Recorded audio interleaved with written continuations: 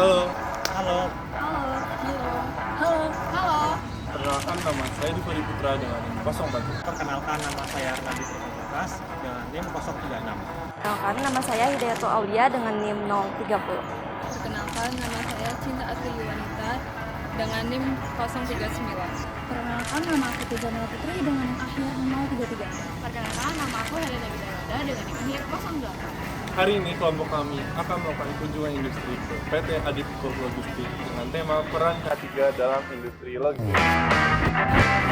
Untuk penugasan manajemen gudang kali ini, kami berkunjung ke PT Adipco Logistik yang merupakan perusahaan di bawah naungan PT Samudra JWD Logistik yang menawarkan jasa gudang dengan pengontrolan suhu, distribusi rantai dingin untuk berbagai segmen, dan juga logistik pihak ketiga.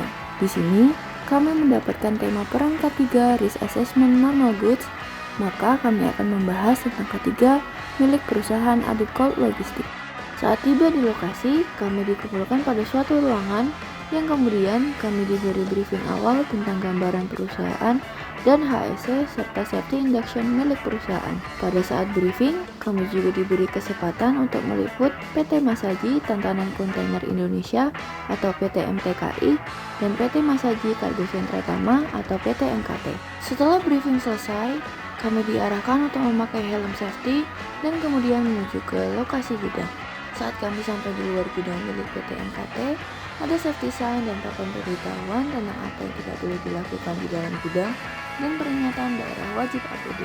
Di dalam area gudang, kami jelaskan bahwa gudang milik PT MKT ini menyusun barang dengan meletakkan barang paling berat di bawah dan paling ringan di atas, kemudian tiap aisle atau lorong dijaga oleh pekerja masing-masing. Di sini juga terdapat scoring board yang berisi kinerja pekerja tiap aisle dan juga keadaan alat-alat yang terdapat di gudang. Terdapat juga alat pemadam kebakaran ringan yang di cross check tiap bulan dan juga pest control yang dicek tiap 12 kali atau tiap adanya tikus yang tertangkap. Aman untuk digunakan. Kalau dia low pressure itu kemungkinan ada kebocoran, terus kalau yang high pressure itu kemungkinan ada potensi menggumpal atapnya gitu. Tikus gitu bisa terbaring di sini. Biasanya ini kalau di MTKI sih monitoring dari vendornya itu per 2 bulan sekali. Cuma kalau ada laporan terkait ada tikus nih gitu, itu biasanya orang dari vendor pest control ini langsung penggantian. Selain itu, karena gudang PT MKT ini menggunakan alat forklift, di sini kami dijelaskan bahwa cara memarkirkan forklift yaitu dengan menghadap ke dinding sehingga menghindari forklift terkena pekerja.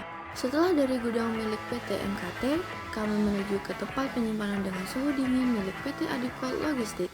Dari pintu masuk, terdapat juga peringatan-peringatan, petunjuk wajib APD, serta data barang yang disimpan.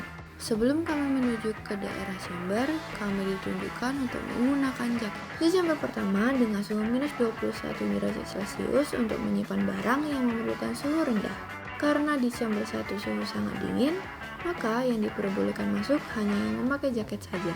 Selanjutnya, di chamber 2 dengan suhu 0 derajat hingga 10 derajat Celcius. Di chamber ketiga, memiliki suhu tergantung dengan barang yang disimpan. Di chamber ini berisi barang yang telah melewati batas kadaluarsa yang perlu diproses untuk pembuangan, serta disimpan untuk mengurangi proses kontaminasi dan memperlambat proses pembusukan. Dan di chamber terakhir atau chamber keempat, digunakan untuk barang yang cacat yang akan dibuang atau diproses lebih lanjut tergantung dengan ketentuan pemilik produk. Selain dibuang gitu atau pindah ke gudangnya customer lagi gitu. Di gudang milik PT Adipco Logistik ini juga terdapat pest control dan alat pemadam ringan. Di saat itu juga sedang ada pengecekan rutin pest control yang sedang dilakukan. Selain itu, juga ada checklist harian yang digunakan untuk mendata kondisi gudang tiap hari dan juga ada data barang yang disimpan dan masa penyimpanannya. Setelah dari gudang penyimpanan milik PT Adipco Logistik, sayangnya kami tidak dapat menuju ke daerah PT MTKI karena tidak menggunakan APD berupa rompi sehingga tidak diperbolehkan masuk ke kawasan depo kontainer. Tetapi di sini kami jelaskan alur masuknya kontainer dari pintu masuk hingga proses penyimpanan kontainer. Di saat penjelasan alat risk sticker, Dijelaskan bahwa stakeholder tidak boleh membawa 2 box kontainer sekaligus untuk mengurangi bahaya. Juga tidak boleh ada pekerja di bawah risk taker untuk mengurangi resiko tertimpa kontainer. Truk yang akan mengangkat kontainer harus berjalan mundur serta kepala truk tidak boleh melewati kontainer agar tidak mengalami resiko terjatuhnya kontainer. Setelah penjelasan selesai, kami ditunjukkan kembali ke ruangan awal untuk diberi materi tentang K3 milik perusahaan MKTI. Di sini kami jelaskan kembali tentang safety induction seperti pengecekan maintenance dan pengecekan kesehatan pekerja yang dilakukan secara rutin.